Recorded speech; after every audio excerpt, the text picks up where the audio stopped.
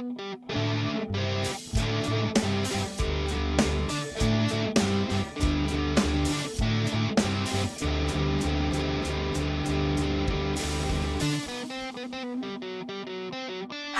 my name is Gray. And my name is Crystal. And this is Busty Asian Beauties, a supernatural commentary podcast where I, someone who has seen this show several times, and I, someone who only knows the show through social media, discuss every single episode of Supernatural from start to finish. Also, we are both Asian. Both Asian. So for today's episode, we will be discussing Season 1, Episode 11, Scarecrow, written by John Shaban and directed by Kim Manners. Why is how many Season 1 episodes has John Shaban written? This one was decent, so I'm not, that angry at him. But, wait, I just saw a picture of him. Why does he look like Steve Yockey? Wait, I'm going to look him up. Or am I misremembering what Steve Yockey looks like? He does look like Steve Yockey. Let's look up Steve Yockey. He literally looks like Steve Yockey, but he probably also looks like another Supernatural writer that I'm not. No, he doesn't look like Steve Yockey. Okay, who's the Supernatural writer that he looks like? He looks familiar. I don't know, he fucking looks like John Shaban. Okay. Maybe I'm just being reverse racist. And thinking that every white man looks the same. Exactly. This is a real oppressive force that causes harm in our society.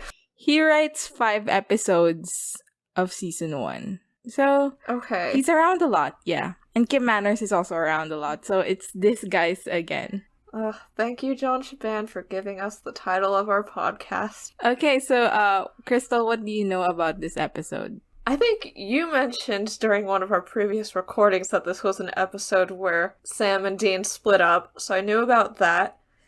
I also knew that this was the episode that Meg would show up and that Sam would meet her while hitchhiking. For some reason, I thought that we were going to see the process of Meg possessing Meg Masters, the human, and cutting and bleaching her hair and all of that. But no, we just see her show up, and later it's revealed that something is up with this girl. Oh, and also, I didn't know that there was an episode in Season 1 where people were sacrificing young couples to some god for a good apple harvest, but I didn't know it was this one until the opening, and then I was like, there we go. How do you even know that? At what point does that become relevant enough for you to know it before watching this episode? I don't know if this should be in the podcast, but it's when I read Bad Moon Rising, which is the Season 1 rewrite with Arab, Sam, and Dean. Yeah. We don't open with a previously on Supernatural. Is that true? Is it just on my What I Watch? Where did you watch it? Don't make me reveal to the audience where I watch Supernatural. Yes, the version I watched totally legally on the legal site did not have previously on Supernatural. So, we don't open with the previously on Supernatural or any road so far, right? Which is interesting because I thought, from my memory, only the pilot, Scooby Natural, and the finale did that. So, being shown that, no, other episodes do it as well is a bit of a shock to me. It seems weird that they wouldn't, because this is such a brother-heavy episode. You'd think that they'd pull in all the other moments they fought from Season 1 into a road so far to really prime us. Yeah, and also I was right last time that this was the episode after the hiatus. Right, so then they'd probably want to remind you what was happening. But I guess they didn't. Okay, so for the actual episode, we open in Burkittsville, Indiana. 1 year ago, a couple is going out of a diner and they're talking to a nice family, saying their thanks for the pie, for fixing up their car. And it's a couple, right? So the girl says, this is so nice. We should get lost more often. And the guy says, what's the catch? And then there's a very awkward silence afterwards. We are pointedly shown that the guy has a tattoo. And what at the time thought was the daughter of the family, but is actually a niece of the older couple notices the tattoo. And then the couple drives off the interstate. While on the way to the interstate, their car breaks down and their phones die. So they get out of the car and move toward an orchard with a house over in the distance to ask for help. So while they're walking, they see a creepy scarecrow, and they remark in its creepiness and realism. While they're walking away, the girl is still watching the scarecrow. The scarecrow's head turns. So she's freaked out, but they continue walking, and then a rumbling and a groan in the trees send them running towards the house even faster now. And while running, suddenly Vince, the guy, just disappears. He's just gone. And as the girl runs to look for him, she trips, and she tripped over his completely mutilated body. This scene was so gory. Hot. And we see the scarecrow figure walk towards her. And we cut to the scarecrow post, which is now empty. Oh, now we're back at the motel, the same one that we ended on in episode 10, with shirtless Dean with his titties covered by the blanket and Sam in the purple dog shirt. Sam gets a call on Dean's phone, and it's John. So the way that they shoot this scene, like, it's very claustrophobic. I know. Like, it's just, like, giant zoom-ins on John's stubble and eyes. Like, I don't care. All the shots of JDM, well, I guess I'm supposed to say John Winchester, are, at the beginning, were, like, super close up. And, like, I understand that they're, like, JDM is an attractive man, right? But, like, I want to kill... I think so. I think he's supposed to be. Like, JDM is supposed to be a DILF. But John Winchester is a dad that I would like to kill, so he's not a DILF. Right. He's a DILK? Yes, exactly. Oh, that works out very well for, like, awful mothers. Those are milks.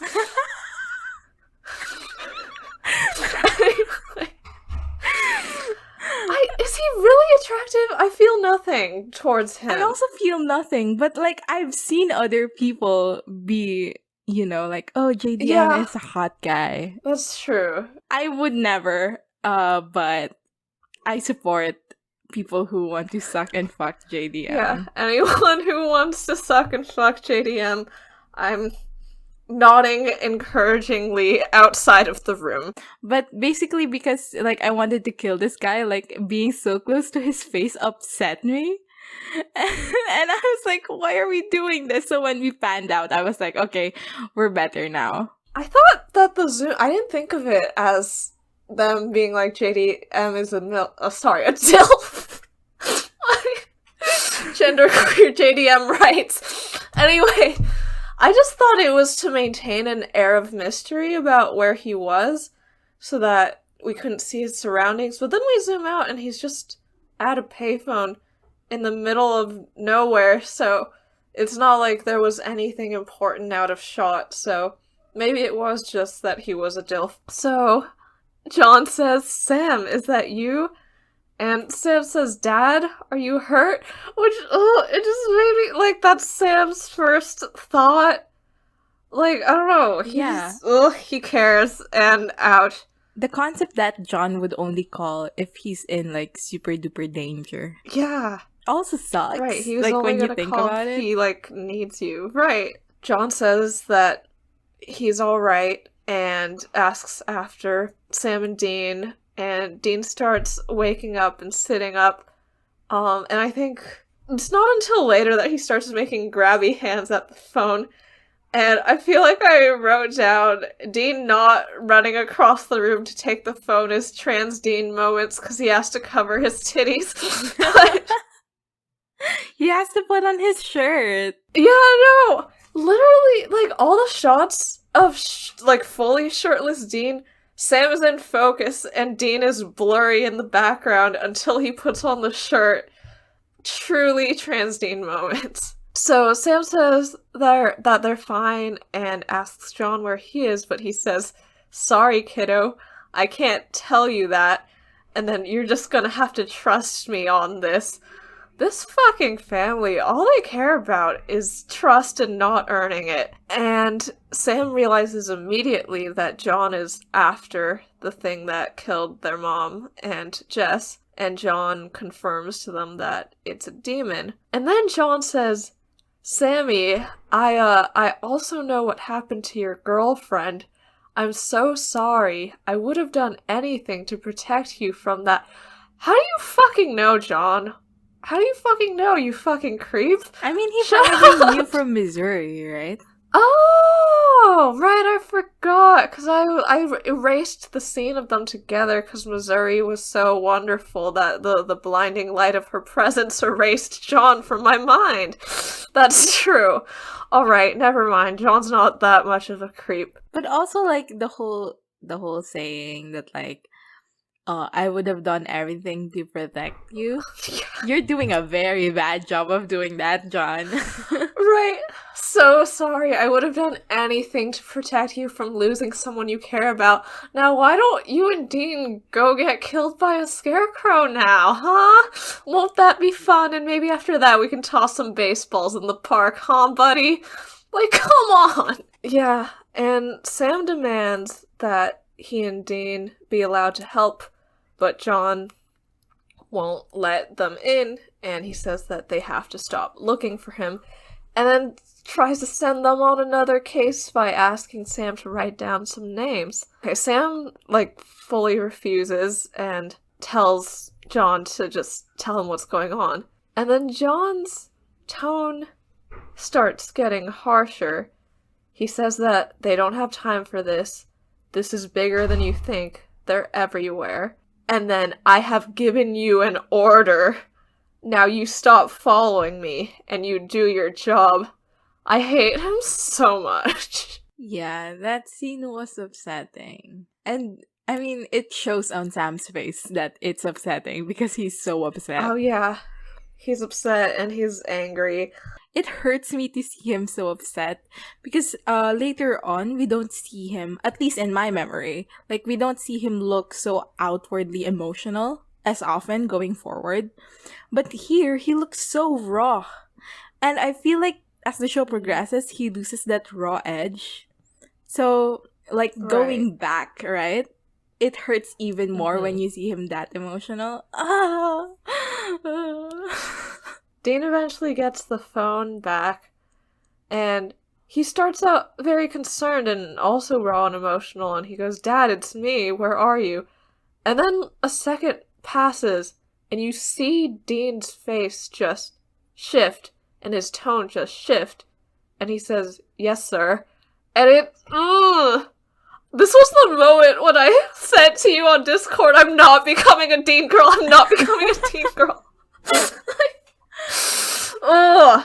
Like, I hate Dean until he's, like, sad about, like, John things, and then I'm like, oh no. There are two things I want to bring up here regarding this entire scene. One is, the music in this scene was not Americana. It was not the brother theme. But it had inklings of it. Like, there are moments during when the song was playing when I was like, oh my god, is it gonna be Americana? But it's not. And that made me, like, both sad because, like, this would have been a perfect time to play that song. But also very excited for when the song actually plays and it fucking ruins me. Because I'm so excited for it to play.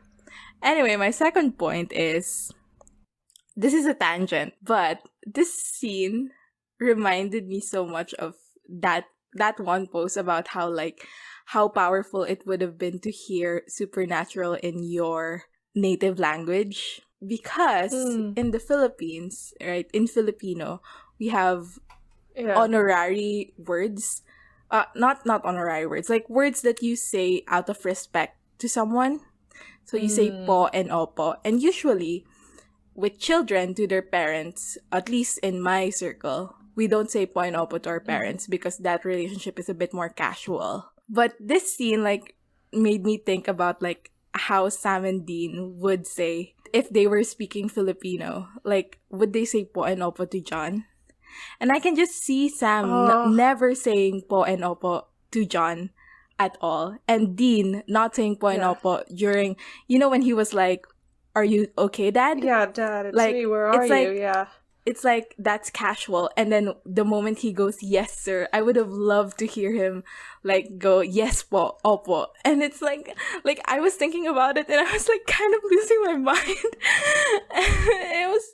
There is a Filipino dub. Oh. Yeah, there is a Filipino dub of Supernatural, but I can't fucking find it. I know it exists because there's some clips of it online, and I have a cousin who watched Supernatural Filipino dubbed in TV in like a channel in the Philippines. Mm-hmm. But I can't find any evidence of it online, like actually existing for more than a few clips as a joke. And Yeah. if anyone can link me, Please email us at bustyasianbeautiespod@gmail.com. Share it with us on Google Drive. If you work at TV5, like, fucking link me to it, please. Anyway, that's my tangent. Yeah, no, that's really interesting, because I think there sort of are those things in Chinese, but usually when I think about formality, I think about the casual you, which is ni, and the casual, or the formal you, which is ning, and how I think at the beginning of conversations with my grandparents, I'll usually say ning to show that I'm being polite, but then as it goes on and we're getting more comfortable, then I just go back to the informal thing.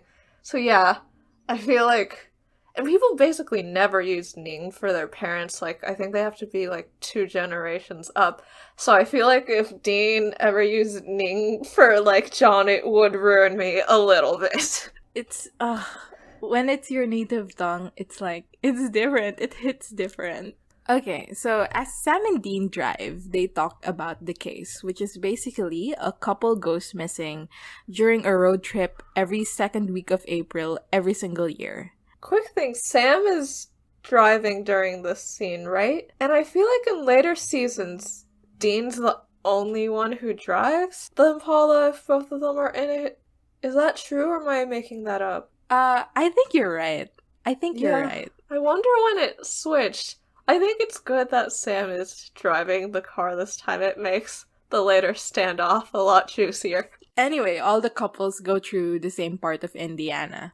And at this point, Dean starts singing praises about John on how he's a master at this hunting thing, like for putting this pattern together. That was He's the so moment that I smart. sent you. Never mind, I'm normal now after the I'm not becoming a teen girl message. But this episode is a very good Dean episode.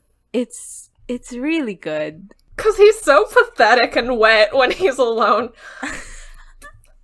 Like, he's getting to meow meow status. He literally meow meowed all over this episode. Anyway, Sam, who is still frustrated, pulls over and he says they're not going to Indiana, but to California. John called from a payphone with Sacramento area code, which is a place I know because I watched Lady Bird. Oh, yeah. And Sam can presumably track him down. So Sam and Dean argue. Dean says that Dad doesn't want their help, and Sam says, I don't care. Dean says, oh, but he gave us an order. And Sam says, I don't care. Okay. We don't always have to do what he says. Go, Sam! Go, Sammy! Go, So Sam. they continue to argue. And on Dean's side, they have to work this job to save lives, right? And on Sam's side, he's saying that they need to go out there to get answers, to get revenge. Hi. Which, like, it takes me back to when before Jess died, right? When it was just Mary that they're going for revenge for. And he was like, what's the point of revenge? You can have all the revenge you want, but Mom's never gonna come back. But now that Jess has died, he has gotten sucked into it. Yeah. And it makes me so sad. Yeah, they fridged that woman so hard to make Sam worse. Sam then pulls out the big guns, which is that Dean says, I know how you feel. And Sam's like, do you? When Mom died, you were 4. Jess died 6 months ago. How the hell would you know how I feel? Which is a bit of a low So blow. mean. Twirling my hair. It's not untrue, but it is a low blow. Right. Because they're not mourning the same thing. Like, Dean's mostly mourning the childhood he could have had if Mary didn't die, whereas Sam's mourning the actual person of Jess. So it's true that Dean doesn't really know how he feels because it's different, but also Sam seems to be implying that the magnitude of what they feel is not comparable, which is not fair to Dean, I think. But also it was so mean and so hot, so... Okay, so Dean continues arguing for his case, right? And Sam says, I don't understand the blind faith you have in the man. It's like you don't even question him. Yeah. Go Sam! But also, what a sad line. What a sad line for Dean. At this point, Sam is raising his voice. He's shouting. And Dean shouts back, it's called being a good son. So Sam gets out of the car, at which point Dean gets out of the car and then calls him selfish for doing whatever you want and not caring what other people think. The man who would be king vibes. Sam is a bit stunned by this and he asks Dean, like, if he really thinks that. And Dean says, yeah, I do think that. And so Sam says, well, this selfish bastard is going to California, bitch. He doesn't say bitch, but he should have. But also, like, Sam is a good boy, so he's not gonna say that. Sam walks away as Dean threatens to leave his ass. And Sam says, like, that's what I want you to do. And so Dean drives off and Sam walks away. Well, and the important thing is that after Sam says that's what I want you to do, he stands there completely still. He doesn't start walking away. He forces Dean to make the choice to leave him. Like, he's like, I want Dean to feel guilty about this for the rest of his goddamn life. And he's so right. You're so right. You're so right. Like, he does make Dean make the choice. Yeah. Hashtag respecting Dean's bodily autonomy. I'm sorry, Sam fans, I love you. Anyway. So Dean drives into Indiana, and he stops the car, and he starts looking through his phone, trying to figure out if he should call Sam or not, and that's when we see his contacts. So I think I paused it so I could write down all his phone contacts to see if they come up again. So there's Bren, Carmelita, Christian, Curtis, Dad, Donnie, Robin, and Sam. Is Carmelita the name of that porn star that he sleeps with in, like, season 9 or 10? Are you kidding me? How do you even know that? I have no idea what you're talking about, and you know what? You're probably right. I know about it because remember when Eric Kripke was making those, like, tweets about how Sam and Dean would vote for Joe Biden, and then he wrote a follow-up that... Oh, but Dean would be impressed that Trump slept with a porn star. And then he was like, actually, sorry guys, Dean would not be impressed by that because he already slept with his favorite porn star, Carmelita. I only know Belladonna. Yeah, oh right, because it's an iconic Charlie moment. And he goes to a place called Scotty's Cafe. He finds Scotty outside and tries to talk him up. I know he's just trying to get information, but he really sounds like he's flirting this whole scene. Okay, first Dean introduces himself as John Bonham, and Scotty says, isn't that the drummer for Led Zeppelin? And Dean's like, wow, classic rock fan. Like, okay, Dean. And then he starts asking Scotty about the missing couple that we saw in the opening. Scotty says... Sorry, we don't get many strangers around here. It's very resistant to answering questions. And then Dean says, Scotty, you've got a smile that lights up a room. Anybody ever tell you that? Literally, what was the point of that? What was going on? I think the point was Dean was just making a joke about how Scotty doesn't smile and it's a frowny face. Yeah, is unfriendly. But it just really comes off as flirting, especially after, like, ooh, you know, classic rock? Like, alright, Dean. This is the start of our by Dean agenda?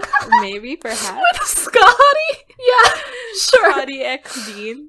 Sure. Nor. We go to Sam, and he's in the middle of the road, waiting for a bus.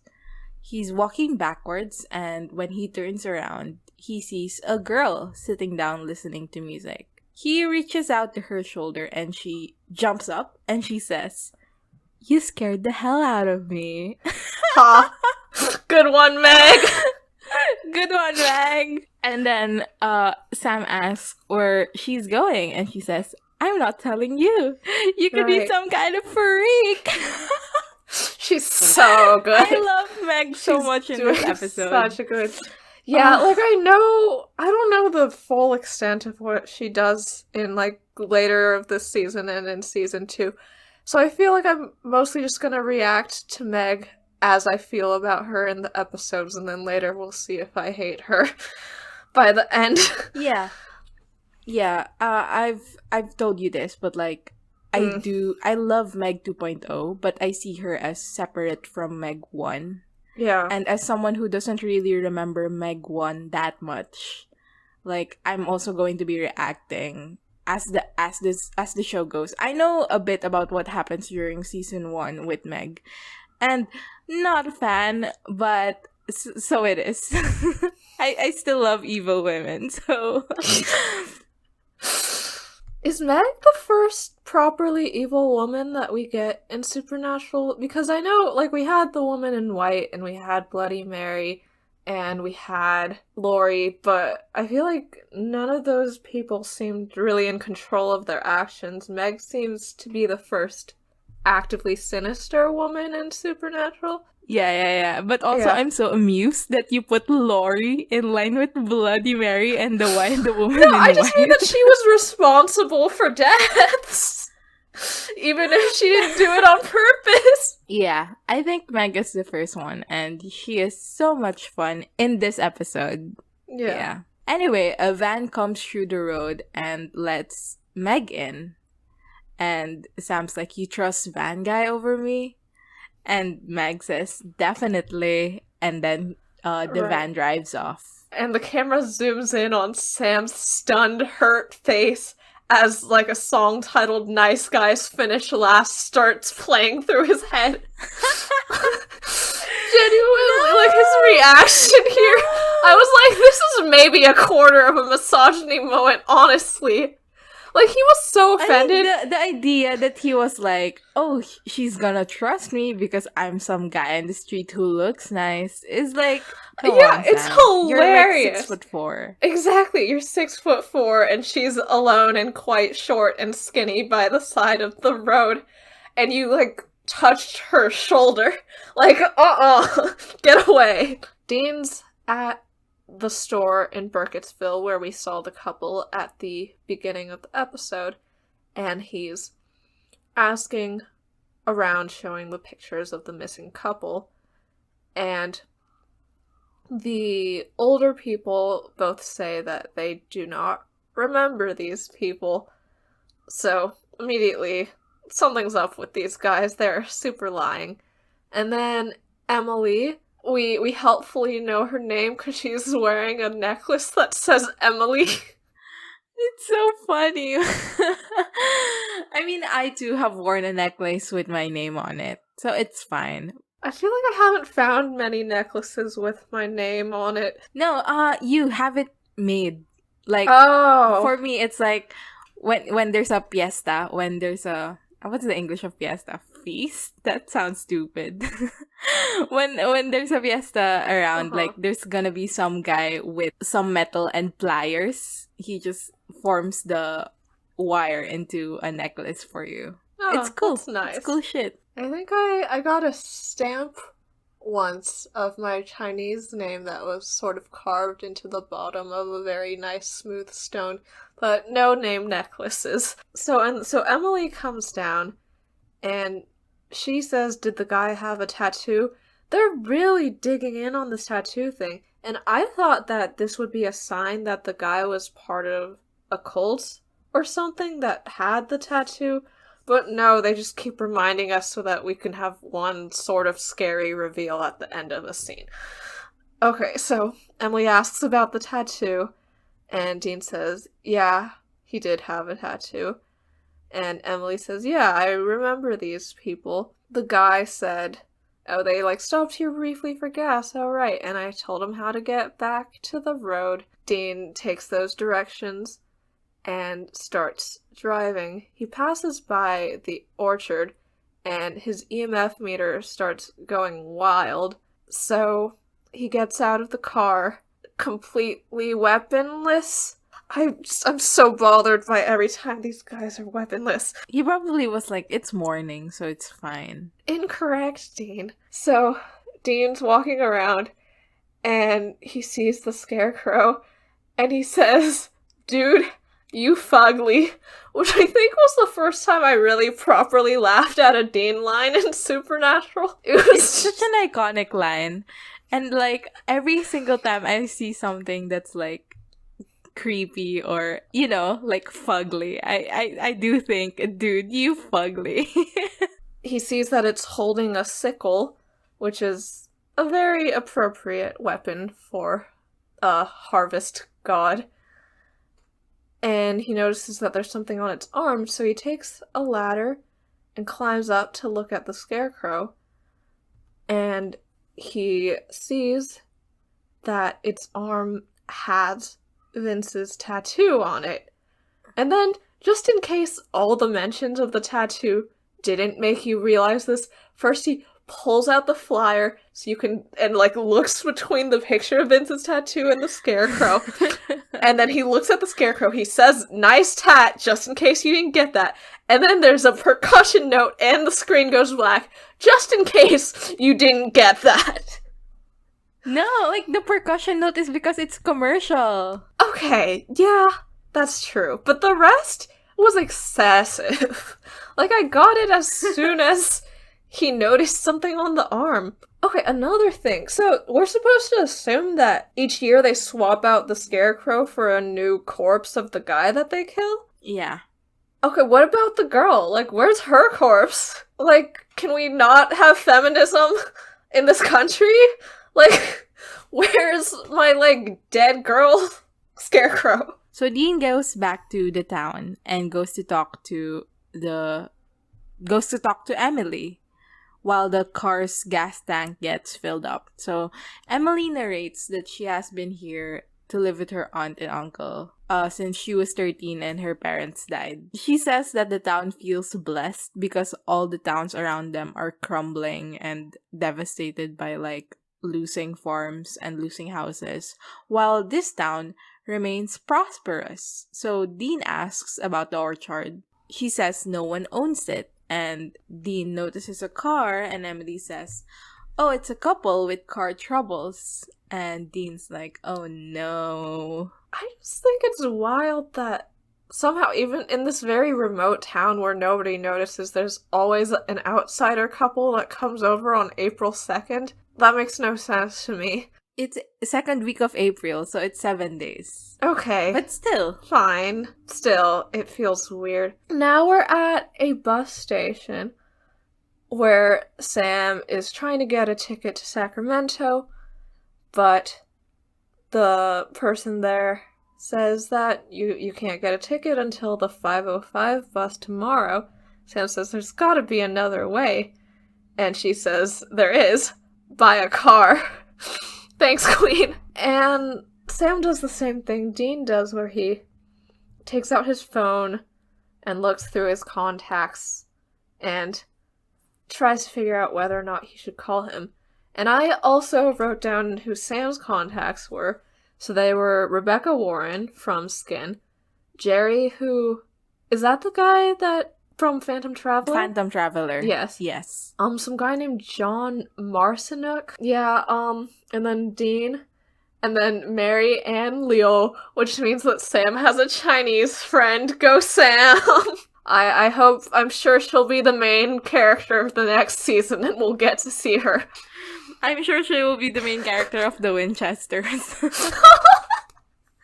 I mean, was she even alive during the prequel area? It's her origin story. Yeah, you're right. Oh god, what if she's one of Sam's bastard children? Or sorry, one of John's bastard children? God! I don't want to think about that. I don't want to think about it. So, suddenly Meg's sitting behind him in her cool girl pose with her legs propped up with her bags, and she says hi, and Sam asks, weren't you in a van with some guy? And Meg said, you were right, that guy was shady, he was all hands. And both of them just act amused at the fact that she was being groped in a van, but whatever, I guess. She says, I cut him loose. Yeah, ha! Good one, Meg. And Sam says that he's trying to get to California, and Meg goes, no way! Me too! Sure, Meg. And she starts asking why he's going there, and Sam says it's just something I've been looking for a long time. Which I guess is sort of true, because they've been on this revenge plot since he was a child.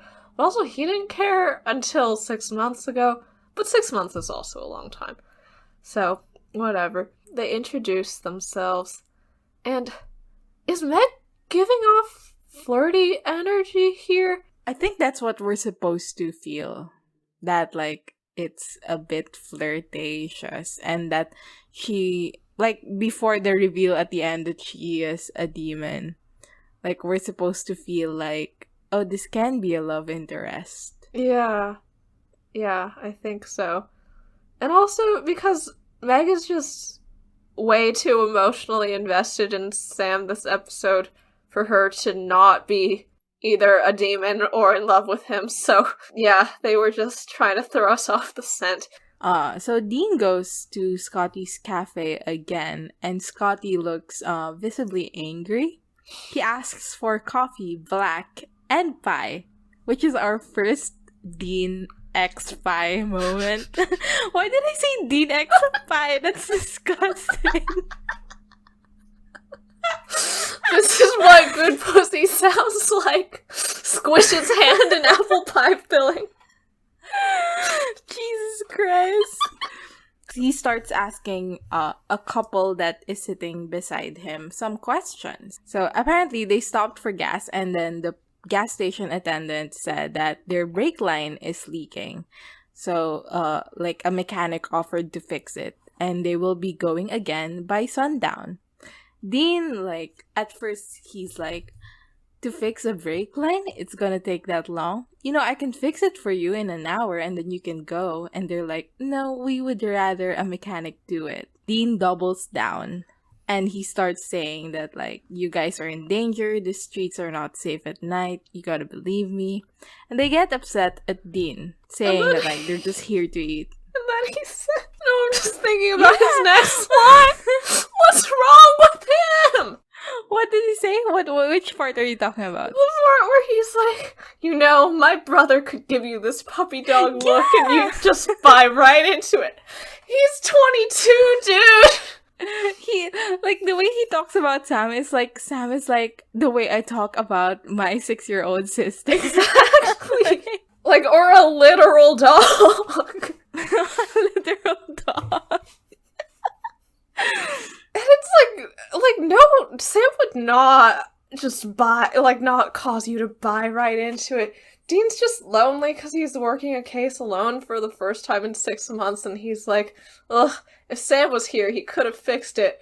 What are Sam's skills, though? Puppy dog eyes?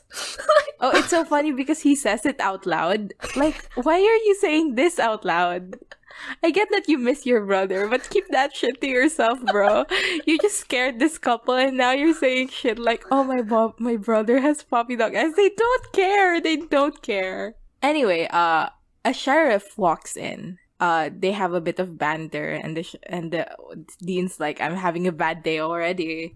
And the sheriff says, don't make it worse. And then we cut to Dean being escorted out of the town. Wait, like, why? What did he do? Well, because he's figuring it out, and it's not like a secret between them. That's true. The sheriff is on the side of the human sacrificers. So we're back at the bus station where Sam's going to be spending basically this entire episode. And Sam asks Meg why she's here.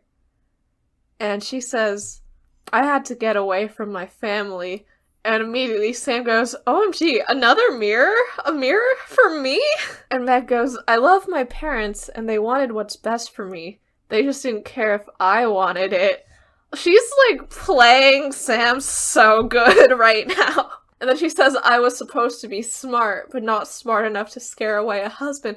Wait, was 2005 really that bad for women? I have no idea. I mean, maybe. Yeah, and I guess it depends, like, on where you live, because I feel like, yeah, like, probably in some states that is a common thought to have. But obviously, Meg is just girlifying Sam's, I was supposed to be smart, but not smart enough to leave hunting and go to college. And she says that just because my family said so, I was supposed to sit there and do what I was told. So I just went on my own way instead. Right, and then she's like, why am I telling you this? I hardly know you. Huh. And then Sam's like, I know how you feel. It's the same thing with me and my brother. Meg's like, wow, we relate to each other so much. And then she toasts him, says the food might be bad and the beds might be hard, but at least we're living our own lives and nobody else's. That's the opposite for Sam, right? Like when he was living for someone else, like John and Dean, he had bad food and hard beds. But like I suppose when he was in Stanford, he was doing fine. Yeah, I'm sure the cafeterias were decent. They have a lot of money. They should use it on decent food at least. And also this exchange is very funny when we find out Meg's whole deal later, because she's literally doing this because it's what her father wants. She's not at all living her own life. She's fully following orders. I didn't even connect that thought. We go to the couple from earlier. So they're in the orchard. And, well, they should have let Dean fix their car. And the Scarecrow comes after them. And you think they're gonna die. But then Dean shows up and he saves the couple. He saves the day. So now, Sam is on a call with Dean about the case, and Dean says that this is not a spirit, it's a pagan god, and the man and women are a fertility rite. So, Dean is now going to the local community college to talk to a professor, as he says, because he doesn't have his trusty sidekick geek boy to do all the research. I wish we had seen the scene of Dean deciding to call Sam or Sam deciding to pick up, because we got all those moments of them being like, should I call him? No. But now it's just like, oh yeah, I'll just call him and he'll just pick up. Like, why wasn't there more tension? Then Dean says, actually, I want you to know that. And then he gets choked up. And Sam says, yeah, I'm sorry too. And then Dean tells Sam that he's right. And he says, you gotta do your own thing and live your own life. You stand up to Dad. Hell, I wish I... And then he gets choked up some more. And that line... I mean, we don't have to, like, elaborate on it because it's pretty in your face, right? Yeah. But I'm just calling attention to it. And the thing is, I wish we had seen what had precipitated this. Because Dean just shoots a Scarecrow a few times and suddenly has a total change of heart. Like, I feel like we needed more build-up. Like, I think we needed him, like, I don't know, nursing his wounds alone, being all sad and going, if I had just listened to Sam or not listened to my dad, then maybe all would be better. But no, this is just sort of coming out of nowhere. So that did annoy me, but the lines themselves are very moving. I didn't find it as bothersome because, like, at the beginning, their earlier fight, right? Like, he said nasty things, and then Sam asked, did you mean it? And Dean says, Yep. Yes. You are a selfish bastard. Yeah. And this is, like, our proof that, like, he didn't mean it. Like, even back then, like, there's no development because he didn't mean it even back then. Fucking hell, there's a dog barking outside. Is it Sam? Dean says some more that I admire that about you, that you were able to stand up to Dad. I'm proud of you, Sammy. And then Sam says, I don't know how to respond to that. And Dean replies, well, you tell me that you'll take care of yourself and call me when you find Dad. Oh wait, something we missed at the beginning when Dean's telling Sam about the case. They're just having case talk, and Sam says, it didn't kill the couple, did it?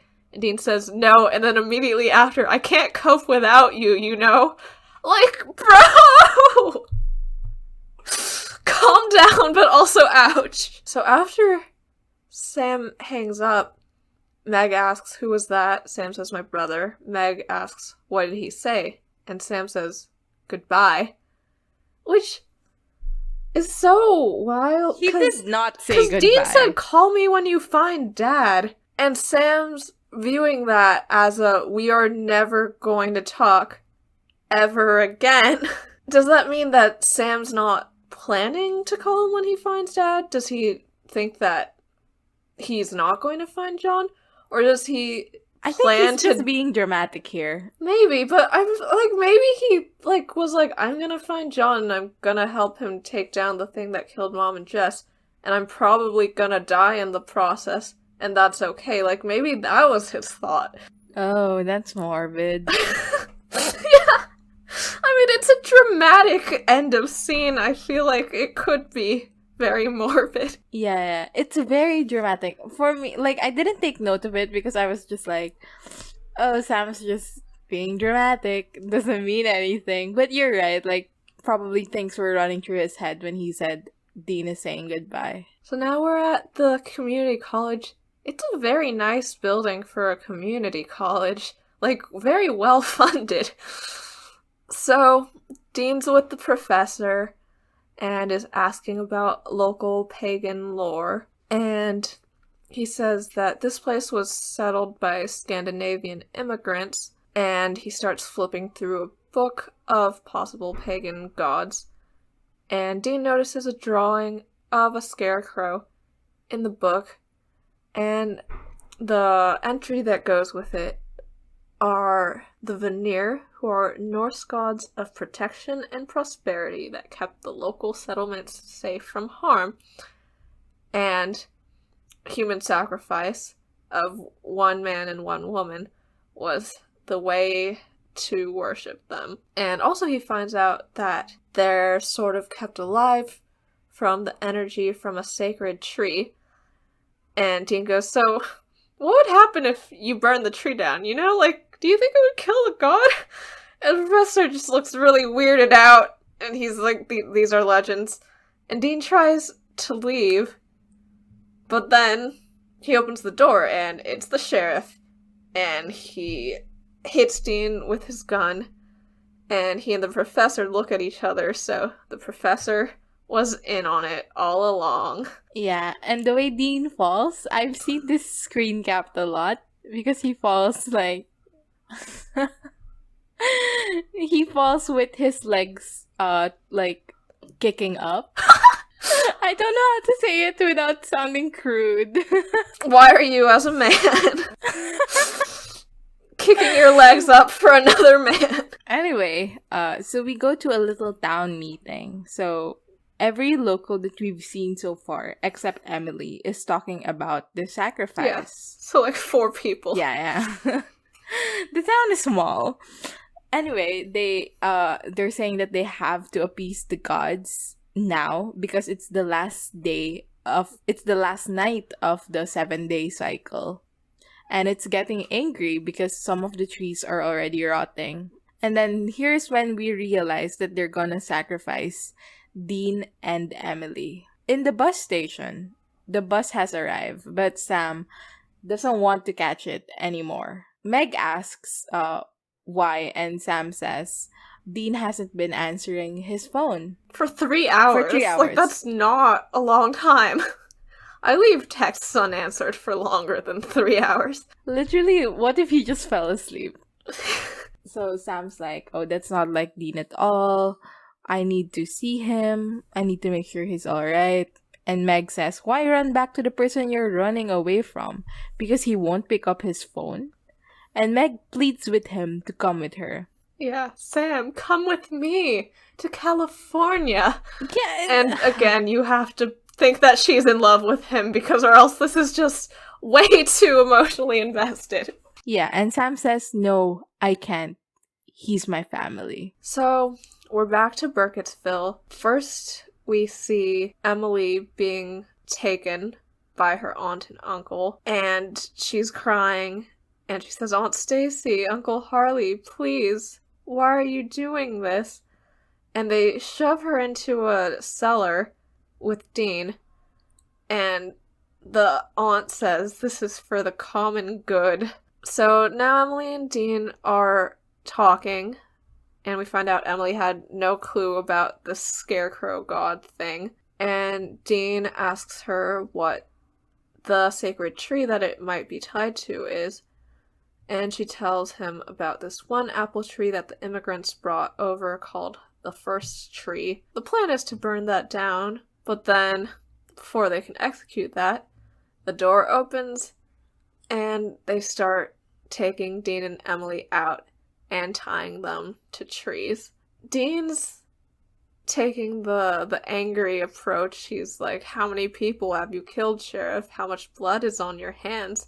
Emily is pleading with her uncle, and he says, "I'm so sorry. I wish it wasn't you." Are there no other women in this town? How many people are in this town? Well, that they didn't want to sacrifice any of themselves. That's the moral of the story. Yeah, because Emily's an outsider and they are only sacrificing outsiders. And then, right, Stacy says, "Try to understand, it's our responsibility, and there's just no other choice. There's nobody else but you." And I think at this point we are supposed to start, recognizing the hypocrisy of that, which really comes to a head when Stacy and Harley are the ones who are stabbed, because it's like, you always could have sacrificed yourself, but you didn't. Yeah, Emily says, "I'm your family." And I think at this point I wrote down, this family thing is getting overused in this episode. Like, I understand that it's a motif, but like, whatever, I'm over it. And then her aunt says, "Sweetheart, that's what sacrifice means. Giving up something you love for the greater good. The town needs to be safe. The good of the many outweighs the good of the one." So, they're taking a bit of a utilitarianist approach to this, which I understand. But yeah, Supernatural is taking a stance against the utilitarianism, but is also... Okay, I feel like they're like battling ideologies of individualism, utilitarianism, and like family in this episode. Yeah. And Supernatural, I think, goes, utilitarianism is worse than individualism, is worse than family. Yeah, like family comes up top. Right, family comes before you living your own life and being independent. But also, if you try to protect a town instead of your family, and you hurt people while doing it, that's evil. Like, I don't know, I just don't think there's that big of a difference between this human sacrifice thing and the other things that, like, the good guys of Supernatural do to protect their family. Like, in the end, people do get killed. And I feel like, I don't know.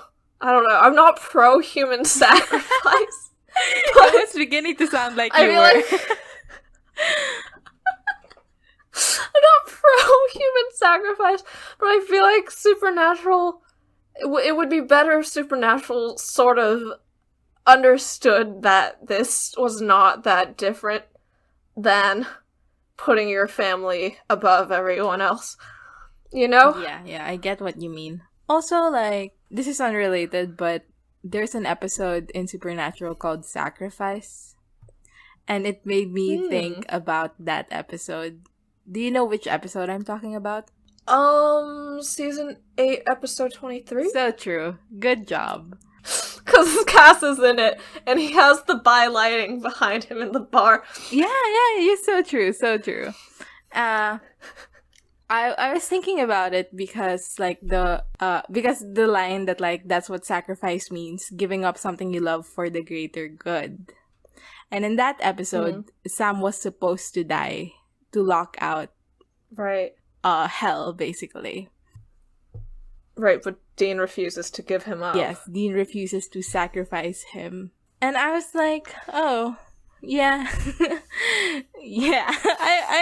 I have no deeper connection to make. I was just like connecting the dots. Yeah. It's a web weave, not a meta. Right.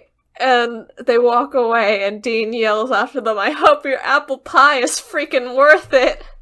I can't believe Dean is supposed to be a pie lover for the rest of the series when this episode is his first on-screen encounter with pie. Emily asks about the plan and Dean says, I'm working on it. It fades to hours later when it's dark, and Emily finally says, you don't have a plan, do you? And Dean goes, I'm working on it! And then Dean starts looking around to see if the Scarecrow has started moving yet. And then we hear footsteps and a shadow, and Emily starts yelling, oh my god! But then, it's Sam! Go, Sam! Yeah, it was good to see him. And Dean is very happy. But then he says, oh, I take back everything I said! Yeah, I'm so happy to see you! Like, I understand that it's a joke. Like, he's just, like, really happy, and he's like, no, don't live your own life, thank God you're here so I don't get sacrificed to a scarecrow. But, like, don't take back everything you said. Shut up. And he asks, how'd you get here? And Sam says, I stole a car. So I guess he took that woman at the bus station's advice. Dean is very proud. Dean says, yeah, he's very proud. That's my boy. And then he says, keep an eye on that Scarecrow. He could come alive any minute. And Sam goes, what Scarecrow? Dun dun dun! So, they start running. But then they encounter the locals who are holding guns. And they are saying, you have to let it take you. And Emily's trying to reason out with them. But they're saying that it's going to be quick. You just have to let it happen. While Uncle Harley is talking, he suddenly gets impaled by the Scarecrow's sickle. And everyone starts screaming. And it's such a long time that they're screaming. At some point, I was like, okay, just fucking take them. Stop screaming. It's so annoying. But they continue screaming and screaming and screaming. And then suddenly, the aunt gets taken too. And the Scarecrow takes both the aunt and uncle away. Yeah. And I guess the new Scarecrow of the year would have been the uncle. Yeah. So no more cool tat for this god. Maybe it would have been the aunt. It's his feminist era. That's true. Yeah. It's the god's feminist era. Anyway, next morning, they go back to the orchard to burn the tree. So Sam, Dean, and Emily find a tree with etchings in it, and they think, oh, this must be the first tree. Oh, I'm just realizing now that the etchings are the tattoo design on the guy. What? Why? Maybe it's because the Scarecrow became, like, he took Vince's body, right? Yeah. So maybe the tree where he draws his power also, like, took on Vince's, like, physical characteristics. That sounds stupid. But that sounds stupid. I don't know. Anyway, Sam drowns the tree in lighter fluid, and Dean is about to burn it when Emily steps up and volunteers to do it herself. Dean is like, oh, you know it's going to kill the whole town. And Emily says, good. And so she burns it, and they watch as it burns. What I really wanted was for them to be about to burn it, and then Emily says no. And then she's like, actually, I've decided that keeping this town alive is important, and that, like, the math works out. Get away. I'm gonna be murdering 2 people every year now. But I just think we need more evil women. But yeah. Nah, she burns the tree. At least she got to say good. Like, at least she got to have her evil woman moment. So, we see that Emily is now getting on a bus. And first we see the shot of the outside of the bus. And I thought that maybe Meg would be on the bus. And I wrote down, have we considered Emily X Meg?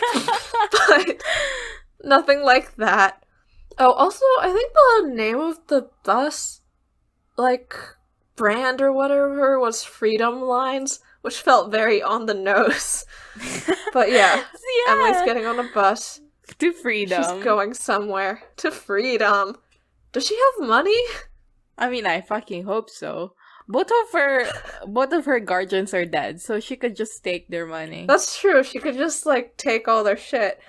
Yeah, they probably don't have any banks nearby in this town, so they probably just kept all their money in their pillowcase or something, so she can skedaddle. So she leaves, and Sam goes, think she's gonna be alright? And Dean says, I hope so. And Sam says that the rest of the town people are gonna get away with all the sacrifices, but Dean says that what will happen to the town will have to be punishment enough. And then Dean asks, so, can I drop you off somewhere? Which feels very pilot-y, right? Yeah, but I like that line so much. Like, can I drop you off somewhere? Because Dean is like here admitting that he's not asking Sam to stay anymore. Like, Sam can go live his life. So Sam staying now would be of his own volition and not because it's an order from his big brother. Sam says, no, I think you're stuck with me. And Dean asks what changed his mind. And Sam says, I didn't. I still want to find Dad, and you're still a pain in the ass. But Jess and Mom, they're both gone. Dad is God knows where. You know where. Sacramento. He says, you and me, we're all that's left. So if we're gonna see this through, we're gonna do it together. Which is, again, this is so sad to me. Yeah. Because in Skin, Sam's still talking to his Stanford friends. And now just, like, 5 episodes later, he goes, like, we're the only people we have in the entire fucking world.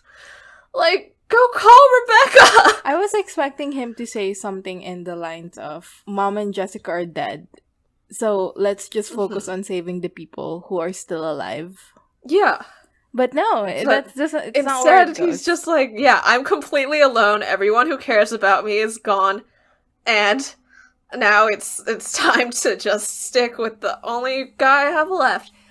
And I think it's because Dean's rubbing off on him, right? It's because before Sam saw his Stanford friends and other people as important to him, but now he's, you know, he had his whole moment where he was like, oh, I have to find Dean because he's family. All these people that he lists are the people he would be considering family, his fiancé, his parents, and his brother.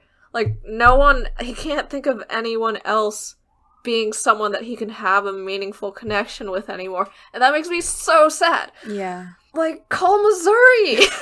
Go hang out with Missouri! Like, get out! Like, I mean, at this point, we know, like, we don't know yet Bobby, but, like, we know that they grew up with him. So, like, just fucking call Bobby! Just fucking call Bobby! Why are you doing this? It's so sad. Like, I know it's supposed to be a touching moment, and it is, like, from Dean's point of view, but I can't help but view it as Sam's spirit being defeated in a way. Okay, and Dean tries to joke it off. He is touched, but he goes, hold me, Sam, that was beautiful. And he puts his hand on Sam's shoulder and he hits it away. So they're just trying to return to sibling banter. Sam says, you should be kissing my ass, you were dead meat, dude. And Dean's like, yeah, right, I had a plan, I'd have gotten out. Which is sweet. So now, we're in a van, and Bad Company by Bad Company is playing, I think. I think that's the song. And I didn't notice. I don't know the song, I just heard Bad Company over and over again, and I know that Bad Company probably has a song called Bad Company, and I was like, that's probably Bad Company by Bad Company. By Bad Company. In their album Bad Company. Yeah. So we see Meg in the van and she's hitchhiking. So she's talking to the driver who's asking her where she's going, and she said, "Why don't you stop over?" He calls her pretty lady, Yeah. so, he's clearly trying to make a pass. Yeah, he's leering on her. So they stop over. Meg takes out a bowl, saying she's gotta make a call. The driver says, "Well, I have a cell phone you can use." And she says, "It's not that kind of call." And fucking slits his throat with a knife. So hot. It's so good. Like, it's like horror. It's what it is. It's such a vibe. Okay, also the bowl has, like, little, like, demon figures carved on it. It looks very ritual-y. It looks like a fancy singing bowl. A singing bowl? Oh, you don't know the singing bowl. I thought you would, because, like, No. it's what we use here to bless Chinese charms. Oh. It's like a little bowl, and then you put the charm in there, and then you make it sing by, like, rotating a little mortar or pestle or whichever one it is. And then that's nice. Yeah. And then you take the charm, and then it's a charm that is now lucky because you put it in the singing bowl. Anyway, Meg puts the bowl under the guy's neck, and his blood all pours into it. It's a pretty bad gash. Like, he's bleeding quite messily. Twirls hair. Anyway, Meg says thanks for the ride, and then puts her fingers straight into the blood and starts stirring it. She says something in Latin, I think, and little bits of light start appearing in the liquid. And then she says, "It makes no sense. I could have stopped Sam. Hell, I could have taken them both. Why let them go?" And then she stops. And pretty much in the same way that Dean's face changes when he picks up the phone from John at the beginning of the episode, like, her annoyance and rebellion kind of slips away, and she says, "Yes. Yes." And then she says, "Yes, Father." And then it ends! Yeah, that's the end of the episode. So what did you think about this whole episode? I mean, I thought it was, like very good. I thought it was fun. I wouldn't say... I mean, it's probably good. But, like, my idea of what good is in Supernatural has been so warped. Because, as we know, I think Dog Dean Afternoon is good. But it's fun. I had fun watching it. Yeah, I mean, I enjoyed seeing Meg in this episode a lot. And I feel like they did a good job with the cliffhanger. I feel like even if the family theme was overused, I think ending it on "Yes, Father" was a good choice. And sort of the parallelings of, like, Meg and who we later find as Azazel and Dean and John, I thought that was done well. And yeah, I thought that Sam's whole little independence arc was good to watch. Yeah, I mean, I complained a bit about some emotional moments feeling unearned, but I think, yeah, overall, it was quite good. Best line, worst line? What is your best line of the episode? I liked the line about sacrifice, like, okay, yeah, sorry, sweetheart, that's what sacrifice means, giving up something you love for the greater good. I don't know, I thought that was juicy. I really like what I said earlier about the "where can I drop you off?" I really like that line because it shows that Dean is improving. And do we see that improvement in future episodes? No, but it's like I had someone tell me once, because I made a joke. Well, it was not a joke, but, like, I made a comment that Pilot Dean is the best he's ever gonna get. And the person said, "Well, I know your sentiment, but I think Scarecrow is the best Dean will ever get." And I was like, yeah, you're fucking right.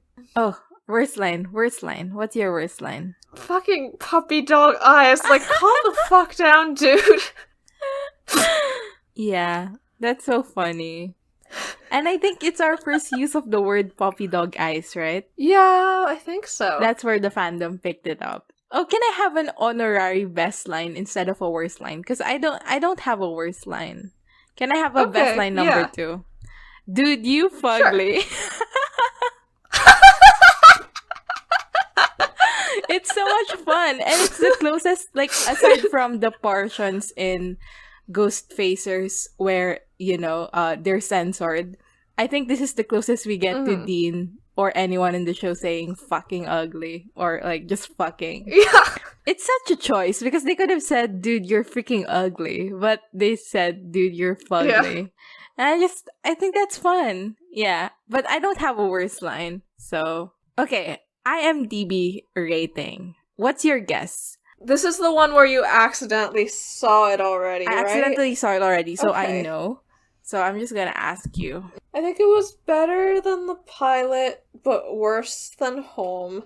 But it probably doesn't score better than the pilot, so I'm just gonna go with my usual thing where if something's better than the pilot, I just say the pilot score of 8.7. Why is it that when you're the only one guessing, you get it right? Oh, did I? Yes. For some reason. Good for me. Yeah. For some reason, it's, I am the one who, like, the skill level of guessing, I am the one who puts it down. But you're always closer than I am, usually, right? That's true. This first review is just titled Meg in all caps. Not a cohesive whole. You're so mean. 7/10, that's so mean. Someone brings up that this is the start of the Dean Loves Pie thing, and that's worth 9 stars. Oh, also, this review is titled Finally Something. Someone did not like Asylum. Okay, so that's it for this episode of Bus Station Beauties. Next time we will be talking about Season 1, Episode 12, Fate. Leave us a rating or a review wherever you get your podcasts. Follow us on social media. We are on Twitter at twitter.com/beautiespodcast and on Tumblr at bustyasianbeautiespod.tumblr.com. Our official tag is BabPod. You can email us any feedback, comments, or inquiries at bustyasianbeautiespod@gmail.com. See you guys next time. Bye! Bye!